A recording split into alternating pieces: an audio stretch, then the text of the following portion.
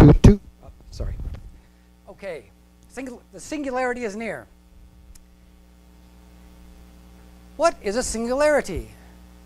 Inquiring minds want to know. Many have offered explanations of the word. Among them, Werner Vinge, who introduced the term technological singularity in his science fiction novel Marooned in Real Time in 1986, and later developed the concept in his essay The Coming Technological Singularity in 1993. Irving John Good, I.J. Good, who greatly influenced Vinge himself, never used the term singularity itself. However, what Vinge called singularity, Good called intelligence explosion, and by that, he meant a positive feedback cycle within which minds will make technology to improve on minds which once started will rapidly surge upwards and create superintelligence. This definition of singularity is also known as the intelligence explosion hypothesis. Ray Kurzweil offers this one. Ray Kurzweil wrote the book that this title is based on, The Singularity is Near. Oh, and I didn't bring it up. It's about that thick. I haven't finished it. It's just too much. A future period during which the pace of technological change will be so rapid, its impact so deep, that human life will be irreversibly transformed. Although neither utopian nor dystopian, this epoch will transform the concepts that we rely on to give meaning to our lives, from our business models to the cycle of human life, including death itself. This is Ray Kurzweil. Very interesting man. He's done a couple of TED Talks. He says, get ready for hybrid thinking. He wrote a book called The Age of Spiritual Machines. Ray Kurzweil is the best person I know at predicting the future of artificial intelligence. His intriguing new book envisions a future in which information technologies have advanced so far and fast that they enable humanity to transcend its biological limitations, transforming our lives in ways we can't yet imagine. That's Bill Gates talking about Ray Kurzweil. Raymond Ray Kurzweil, born February 12, 1948, is an American author, computer scientist, inventor, and futurist. Aside from futurology, he is involved in fields such as optical character recognition, text-to-speech synthesis, speech recognition technology, electronic keyboard instruments. He's written books on health, artificial intelligence, transhumanism, the technological singularity, and futurism. Kurzweil is a public advocate for the futurist and transhumanist movements and gives public talks to share his optimistic outlook on life extension technologies and the future of nanotechnology, robotics, and biotechnology.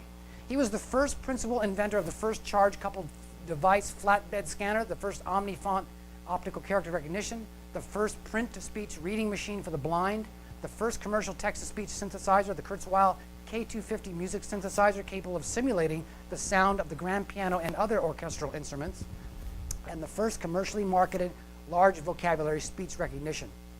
He received the 1999 National Medal of Technology and Innovation, the United States' highest honor in technology, from President Clinton in a White House ceremony. He was a recipient of the $500,000 Lemelson MIT Prize for 2001, the world's largest for innovation. And in 2002, he was inducted into the National Inventors Hall of Fame, established by the U.S. Patent Office. He's received 20 honorary doctorates and honors from 3 U.S. presidents. Kurzweil has been described as a restless genius by the Wall Street Journal and the ultimate thinking machine by Forbes. PBS included Kurzweil as one of 16 revolutionaries who made America, along with other inventors of the past 2 centuries, Inc. Inc. magazine ranked him number 8 among the most fascinating entrepreneurs in the United States and called him Edison's rightful heir. Pretty lofty perch there. He has authored 7 books, 5 of which have been national bestsellers. The Age of Spiritual Machines has been translated into 9 languages and was the #1 best-selling book on Amazon in science.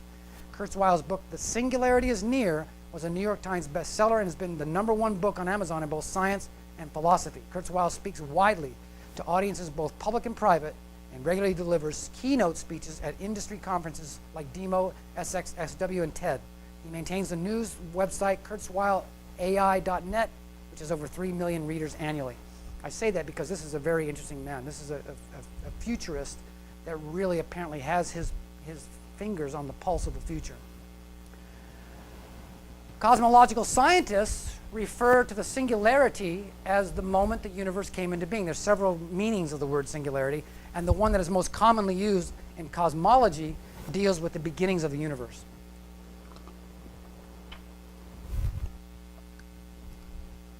And what does that look like?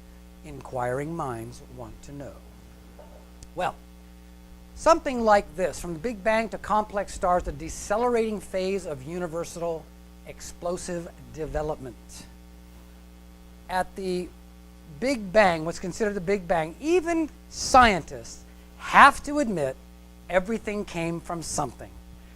They refuse to put their fingers on it, but they have to admit it didn't just happen. There's no way. There's no scientific explanation for the existence of things, because basic Newtonian principle says something cannot come from nothing. My caveat is, unless that nothing is bigger than everything, right? So here's time, here's temperature. Oh my goodness. At the dawn of time, 10 decillionths of a second. That's 10 to the 34th power. The universe comes into being. At 1 second, electrons and positrons annihilate each other. Light forms within 3 minutes. Now, this is the best speculation they can possibly put forward. Nobody was there. Nobody was there. Nobody knows. But from their best speculation, how things have evolved, they're tracing back and saying this is probably the likely scenario that happened at the dawn of the universe. Light elements form. 300,000 years later, atoms form. 10 to the 9th power years later, proto-galaxies happen, like baby galaxies begin to form, and then full-blown galaxies here, and then we come to this time. The temperature is 320 septillion degrees. 320 septillion degrees. 10 to the 25th power, and a Kelvin is 30. Kelvin Thurston, named after Lord Kelvin. I call him Lord Kelvin just jokingly. A Kelvin equals 32 degrees. So at 10 to the 25th power kelvins, it adds up to 320 septillion degrees at the birth of the universe. And then going out.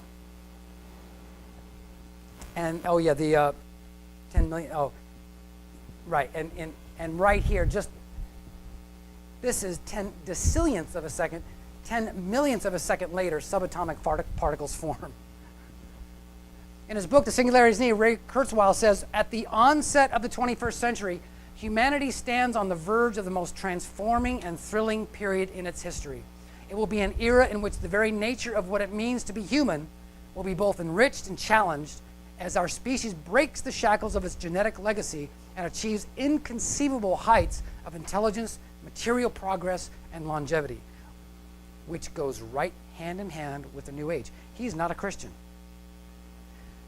and he doesn't understand what's actually happening. This is a technological futurist. He's seeing the kingdom of heaven, but from a scientific perspective, minus the whole spiritual side, minus the whole God side. Daniel predicted this, but thou, O Daniel, shut up the words and seal the book, even to the time of the end. Many shall run to and fro, and knowledge shall be increased. Right? So where are we along that path? Where are we actually? Well, right about there. Somewhere in there. But more recently, even in the last few hundred years, this has been a long time coming. Now, up until about the 17th century, human development was pretty linear, pretty flat, realistically speaking, pretty flat. With the Renaissance, the Reformation, and monarchies, we had Cain ideology, Abel ideology, political structure. Renaissance and the Enlightenment gave us technological and artistic development. In the Abel side, we had the Great Awakening in America, a big Christian revival and revolution in America. In France, you've got you've got communism beginning to form ideologically in France and throughout Europe. In On the able side, you've got the New Reformation. You've got a Christian revolution going on in the West. You've got a communist revolution going on in the East. Eventually, free democracies began to break free of monarchies. We don't know what's going on with communism now. They have officially, in a sense, disbanded on Christmas Day. I think it was 1991. The red flag came down over the Kremlin. Red, white, and blue CIS flag went up. But we still really don't know what they're doing. They like capitalism, but they love that autocratic control as well. And same thing in China. You would think it's a free market democracy. It is not.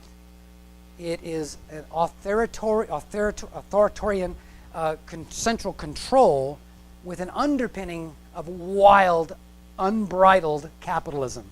Again, they created a communistic structure and they held on to that, but they're allowing a lot underneath. But people like that power and control. There's something about power and control. There's always been people in history that had to exercise their power and control over others for some reason. Genghis Khan, Pol Pot, Adolf Hitler, Vladimir Lenin, Mao Zedong. For some reason, some people have this inherent desire to dominate and control other people. They just can't leave them alone. One country has to dominate another. They can't just live and let live, right? So ultimately, with all of this, we should be heading towards the kingdom of heaven. In the last 400 years, so much. We have our lecture, the last 400 years lecture, which shows the convergence of science, technology, ideology, religion, everything, art, culture, is funneling down from 44 cultures to one. 4 major cultures now, and it's going to become one. And the kingdom of heaven, hopefully, will emerge ultimately. That's what we're looking for, right there, that little fella right there. And that's what this lecture is about. Last days and the pleasant days. Now, in the whole of human history, as I was saying, there hasn't been as much development as since the year 1900. From 1900 to now, there's been more technological advance than the entirety of all of human history. So where are we? Inquiring minds want to know. Where were we? Well, just in the evolution of computer technology, in logic, you've got vacuum tubes going to transistors, micromodule, hybrid circuits, IBM, integrated circuits. Now you got core memory, rod memory, DRAM, EEPROM, bubble, and now flash memory. This is just in the 80s. There's no end in sight. There's no end in sight. Because we have to factor in, ultimately, the messianic mission. I'll talk about that a little bit later. Now, we could talk about nanotechnology. We can get all the way down to nanotechnology. They're building things. Here's relative sizes. 1 nanometer is a DNA base. Genes come in at 10 nanometers. They're building things right in here. This is a human hair. What is this symbol? Does anybody know what this symbol is? That upside down kind of micro, that's right. That is the size of human hair. They're building now nanobots. They're on the drawing board. They're not actually in production yet. About the size of human hair, they'll be injecting into your bloodstream to administer medicines and do diagnostics. That kind of thing's coming. Anybody see Fantastic Voyage, the movie? If you haven't seen that, you got to see that. Some people get shrunk down into a little submarine. They enter the bloodstream of a human being. So technologically speaking, I could go on. I didn't want this to be a real long scientific treatise on all the things that are happening because there's too many. You can go on all day with the amazing things that are going on in science today. But I wanted to just give a couple of very rudimentary, fundamental examples of its technological advance. Now, Captain James T. Kirk's communicator of 1964 became William Shatner's Motorola circa 2000. Something that small, that rudimentary, this is absolutely revolutionary. This thing was not even conceivable. This is as close as the conception came in 1964. I remember, anybody remember that? I think it was the Motorola 8088 phone. It looked like a brick with an antenna on it. I seriously thought about getting one of those. They were about $1,000 when they came out. If you appeared anywhere on the earth right now with one of those, you'd be laughed out of town, right? But that became that within a couple of years, like 4 years, from brick to flip phone, just like that fast. Evelyn Wood's reading dynamics. People are reading, in fact, I've got a little stat here. Let's say you've got a 300-page novel. Evelyn Wood people can read pages at 3 seconds is actually slow. I'm being very liberal with this analysis. 3 seconds is actually very. I've taken the course myself years ago, but I still don't really get it. It doesn't make sense. But I know there are people around that just fly through stuff, and with that technology, they've been around for a long time. Let's say you got a 300-page novel at 3 seconds a page, divided by 60 seconds per minute, 20 pages per minute. It equals 15 minutes total reading time for a book 300 pages long. And people are going through textbooks. You go a little bit slower, they retain 85%. I took the course, and I had a very interesting experience. We were reading the book, The Pearl. I forget who wrote that. Steinbeck, that's right. We had just been shown some of the basic fundamentals of speed reading, and the teacher said, "Okay, begin." I'm going through. I'm done in about 30 seconds to a minute, and I'm in tears. I'm in tears. I couldn't believe it. And then she goes, "Okay, stop." He gets it. The teacher pointed at me and goes, "He gets it," because it's a very deep emotional story. But just doing the technique in a matter of minutes, I was able to capture the entire essence of the book that quickly, and I was in tears. It moved me so profoundly, right? So we go from standard reading practice, a line at a time, to pages at a time. How long is it before, we start beaming entire books into your retina? Why not? Why not? It's just a matter of compression. It's just data compression, that's all it is. Right? You're going from reading to scanning to boom. Maybe it's possible. Today's fantasy is tomorrow's reality. Today's communicator is tomorrow's flip phone. Today's vacuum tube is tomorrow's flash memory. There's no stopping the technological advance. And by the way, July-August issue of Atlantic asked the question, is Google making us stupid? I would vigorously argue no. No, 1,000 times no. When I have a problem, I can tell you 1,000 stories of when I didn't know what to do with something, and I Googled it. How to fix my car, how to fix my computer, what to gargle with. How come I've got a headache on this side and not the other side? So Google is not making us stupid. Now it's in 2008. So, an example of, a little bit of a humorous example. The lovely and gracious Trinity in The Matrix. How many saw The Matrix? Who did not see The Matrix? Bad girl, bad boy. You got to see that. See the first one, the second and third. I can take it or leave it. So the lovely and gracious Trinity needs to fly that helicopter, right? So she gets on the phone to Tank. Tank hooks her up. Moment of Zen. This pilot has to be dispatched, and presto, she's off and running. That's part of the movie. But this shows you what we're talking about. Now, this is a fantasy. And I think in the movie, of course, they've got something this long that goes halfway into your skull from the back. Boom! To give you these wonderful gifts, right? I think in the future, there'll be nothing like that. I don't think God would allow something that intrusive for a technological advance at all. Again, it'll be data beamed through the eye, or possibly biofeedback, maybe some kind of a helmet you'll put on. There's no telling. We don't know. The Bible says, eye has not seen, ear has not heard. We don't know what the kingdom of heaven is going to look like. No one's ever been there. That's the need for the Messiah. The Messiah comes to lift the final top, the lid, the roof, the ceiling off of humanity and allow absolutely exponential growth on every single level.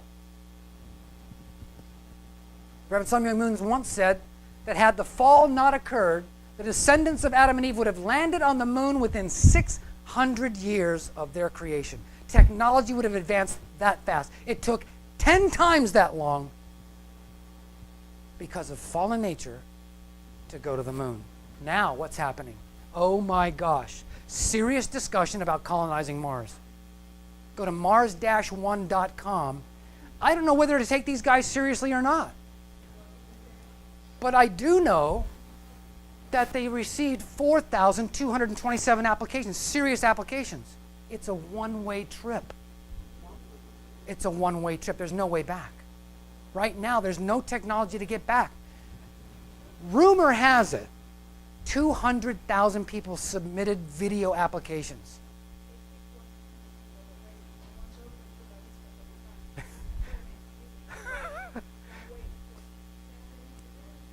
My feeling is, if you're anywhere under 50 years old, you do not want that mission. It's going to be really exciting for about a month. And then the future of your life is going to yawn out. It's red rocks and no one's here. No atmosphere, no nothing, man. Wow. And they're thinking about, they're going to send up robots that will actually construct these habitats before anybody gets there. They're going to have to constantly be sent. It takes 6 months for a spacecraft to get there, to bring the supplies. My feeling, I mean, I'm not a scientist, I don't know, but it would seem to me that you take the lunar landing mission, we got them up there and took them back. It's just a little longer. It seems, I don't know why you can't do the same thing. You know, there must be some way back, but apparently right now, technologically, there's no way back, and people are more than willing to go. I don't think they're thinking straight. But that's the kind of technology that's happening now. So, but what actually happened to mess us all up? How come it took so long? Well, there was a spiritual fall. Of course, as we know, God, in relationship to God was creating the universe, and in conjunction with the archangels, Lucifer, Gabriel, Michael. Adam and Eve appear.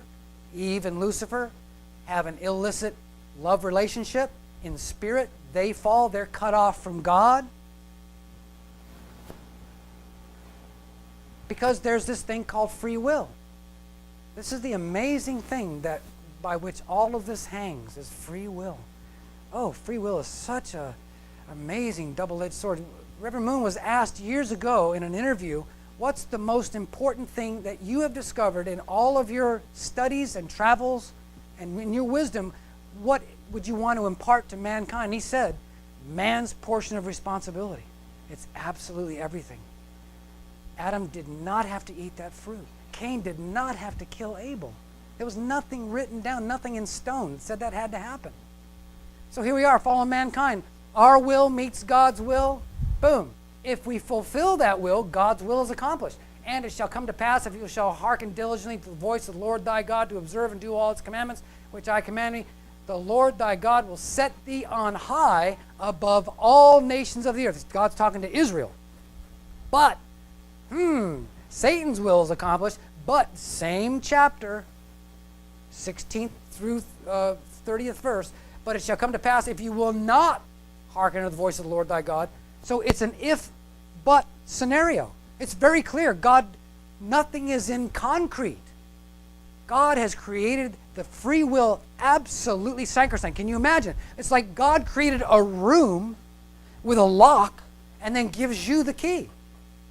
Even the God of the universe can't get in there. It's a mind-boggling concept. That's why Reverend Moon said, that's the most important thing I discovered. Man's free will is everything. Depending on what we do, how we turn that key, the world rises or falls, one way or the other. So, God knows all the possible choices we might make and is prepared for each and every one, but our choices are not predetermined. If our choices were predetermined, we'd be robots. We'd have no free will. We couldn't do anything outside the will of God. God knows 360 degrees of possibility this way, 360 degrees that way. That's why the universe is in the shape of a ball. 3 dimensions, 360 degrees this way, 360 degrees that way. That's why you have 3 dimensions in the universe. That's how subject and object relationship works. So free will was abused, and that's why the world is the way it is. Then there was the physical fall. Spiritual fall disconnects spiritual and physical, and then the physical fall comes. Lucifer and Eve have already fallen. Eve brings that into the physical world. They have an illicit relationship in body and spirit, which results in the physical fall. Boom. Everybody's cut off from God now. Everybody's cut off from it's like your plug got pulled. Really, we can't even imagine. We are very, very fortunate, I believe, that God protects us from seeing our true condition. We're very lucky that we don't see our true condition. Compared to the ideal, we're probably devastated. We'd probably be crushed. You'd probably die if we knew where God intended us to be and where we are now. It's so far, so far. Just think about how happy or unhappy you are. How much do you have? How much financial success do you have? Do you live where you want to live? Do you have the relationships you want to have? Everybody's got some kind of a cross to bear. Everybody's got some kind of cross to bear. Everyone. So what happened at the fall? These 2 worlds, the mind and body and the physical and spiritual worlds, were together. Before the fall, Adam and Eve can see the spirit world, interact with the angels, no problem. But after the fall, boom, mind and body separate, spiritual and physical worlds separate, and that is a piece of marble. And the twain never met again. So, what was supposed to happen in the Garden of Eden? Well, Adam and Eve should have grown through formation, growth, and perfection. In the indirect dominion, do not eat. God gave them a commandment, as we know, don't eat the fruit. If you do that, you're going to be just fine. Then they would hit this stage right here, continue their growth in perfection. Then they come into the orbit of God directly. They form a 4-position foundation centered on God, and the kingdom of heaven comes on earth. That's what should have happened. That's what should have happened. So, in that case, the first blessing would have been accomplished. This is the most important blessing because all the other 2 blessings are predicated on the first one, of course. So be fruitful. That means mind and body centered on God. Don't eat the fruit. Boom. And in that case, you become a perfected individual centered on God. Jesus said, I and the Father are one. Why? Because Jesus obeyed the commandment. He did what God asked him to do. He became a perfected individual. He was the Word made flesh. The Greek in the New Testament, in John 1, the word is expressed thought or utterance, the logos. The Greek word in the Bible is logos, which is expressed thought or utterance. In other words, the visible manifestation of the living God. He that sees me sees the Father. This person, in the case of the first ancestor, human ancestor, Adam and Eve, would have achieved perfection. They would have been the living embodiment of the nature of God. Be perfect as your heavenly Father in heaven is perfect. We were intended to be the center of the spiritual and physical worlds. Our physical senses and our spiritual senses would have been one. Vitality elements, life elements. We would have been the microcosm and mediator of harmony between the 2 worlds. I was going to say at the beginning that this is going to be a little bit of a divine principle creation refresher course. It can't hurt to refresh on divine principle, right? So then, based on that, and the 3 blessings come: individual perfection, perfected man, perfected woman, centered on God, perfected child, family, society, nation, and cosmos. Then we have dominion. This technological, spiritual, emotional, financial, everything would have gone according to God's plan, centered on God's heart. There would have been no interruption between our mind and God's mind. There wouldn't be this break This wouldn't have taken 6,000 years to land on the moon. Technology wouldn't be advancing so slowly. People wouldn't be in poverty. People wouldn't be dominating each other. ISIS would have never happened. Diseases would never have happened. We'd be in harmony. Everybody would have everything they need all the time. You can't even just imagine in your wildest dreams your happiest moment, times 10, and feeling that way all the time. So, what is coming and when? Ray Kurzweil places the singularity at approximately 2050. He said this explosion is going to happen, and boy, that might be a spot-on analysis when you think of how the providence is moving along. Two Mothers talking about 2020, big result in 2020, add 30 years. Oh, this fell off the screen here. So, again, Kurzweil puts the date at 2050. Plus or minus, we don't know. We don't have any idea.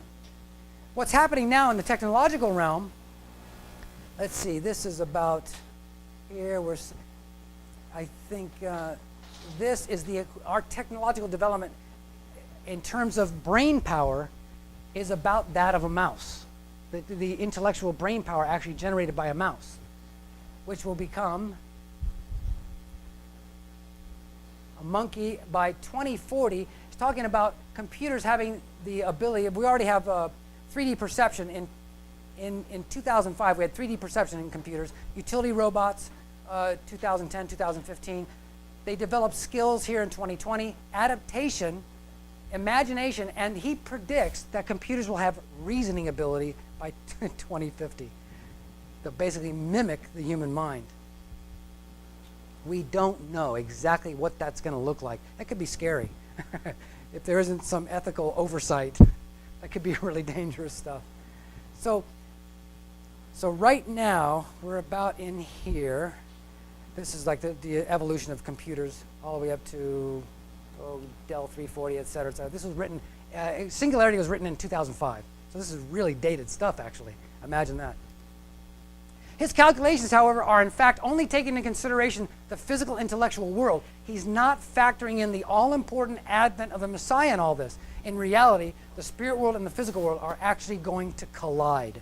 That's the big deal. That's the big deal. Oh yeah, that's great that technological advance is going to advance, and that's great because that's going to create an ideal living environment. That's going to create the external kingdom of heaven for everybody. Everyone has the food they need. Everyone has the medical care they need. Everybody has the housing they need. There's no such thing as a homeless person. There shouldn't be such a thing as a homeless person wandering on the streets pushing a grocery cart. It shouldn't happen.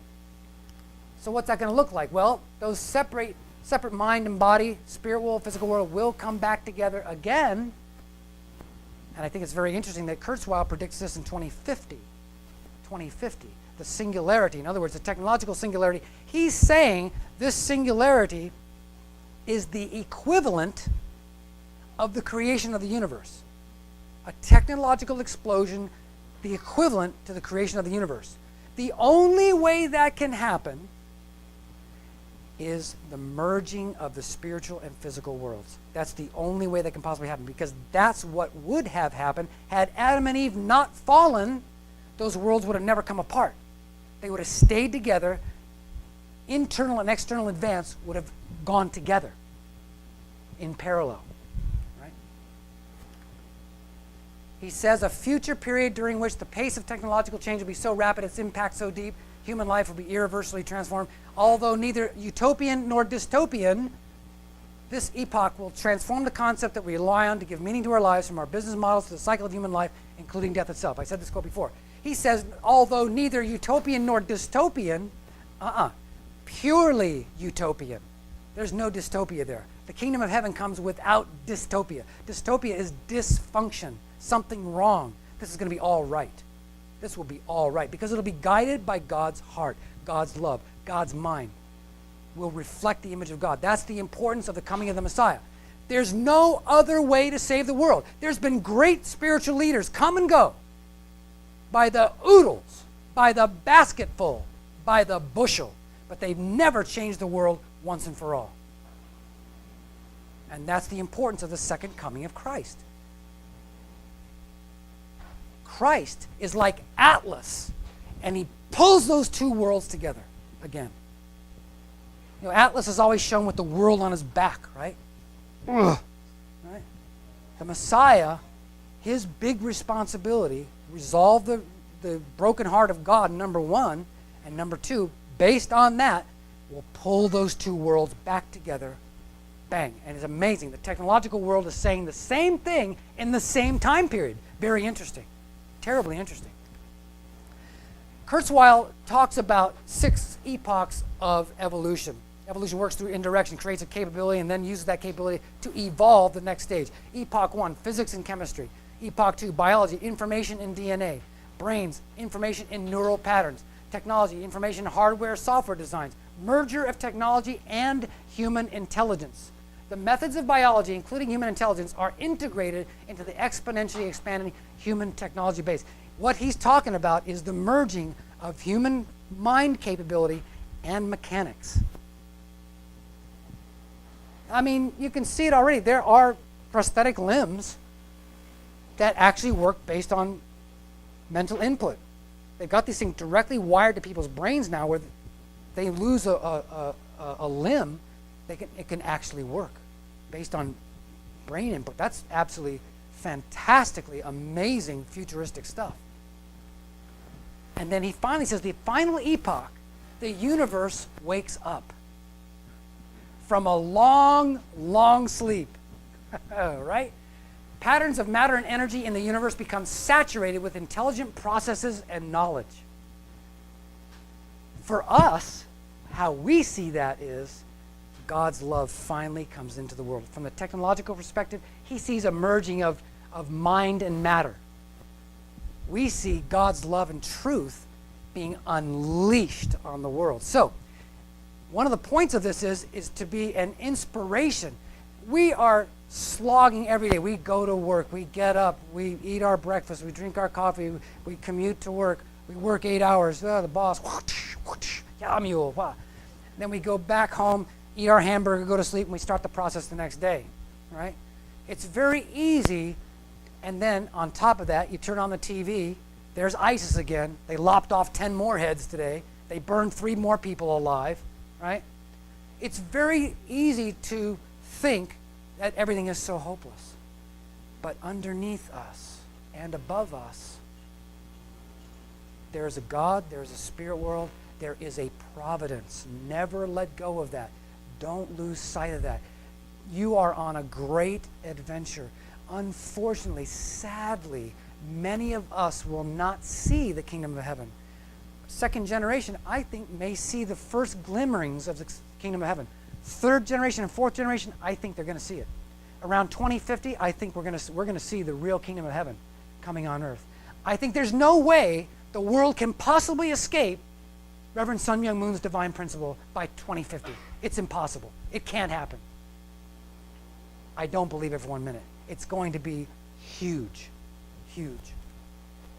And it falls right in line with the divine principle, the development and spiritual and intellect through the present age, through history. God's dealings with mankind have been an upward trajectory, have been an upward, inescapable upward trajectory for all of human history. Eye has not seen nor ear heard the things that God has planned for them that love him. That's a biblical promise. Now, your ideal might be ballooning all day. I don't know. Maybe you like to balloon. Maybe you want to be the world's most interesting man. I don't know. The most interesting man in the world. Here's closer to my ideal.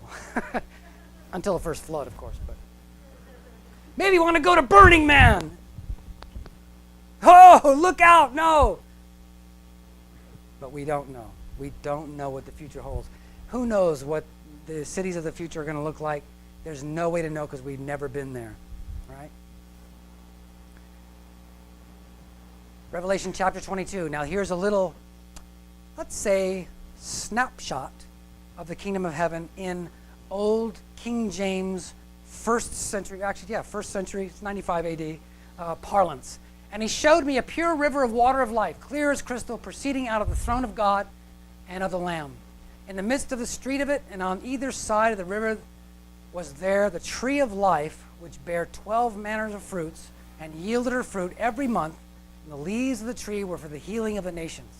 The leaves of the tree for the healing of the nations. There shall be no more curse, but the throne of God and of the Lamb shall be in it, and his servants shall serve him. They shall see his face, and his name shall be in their foreheads. Remember, in the Old Testament, to see the face of God meant instant death.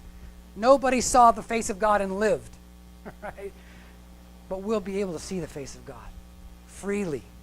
And there shall be no night there, and there shall need no candle, neither light of the sun. For the Lord God giveth them light, and they shall reign forever and ever. There is no day and night in the spirit world because there's no planets. There's no planets. And he said to me, these sayings are faithful and true. The Lord God of the holy prophets sent his angels to show unto his servants the things which must shortly be done. Behold, I come quickly. Blessed is he that keeps the sayings of the prophecy of this book. So the very end of Revelation predicts a beautiful ideal. So we have to always kind of keep that in mind, even though we may not be able to be the partakers of that or participants in the ultimate ideal. Rest assured that you're helping to build it. So this is what's coming. The 3 blessings are coming on earth. How simple that is. And imagine, like I said before, people are leaving hearth and home to go kill people for ISIS when all they need is that little diagram and to understand it. It's just tragic. Amen? Amen. Amen. There you have it. Okay.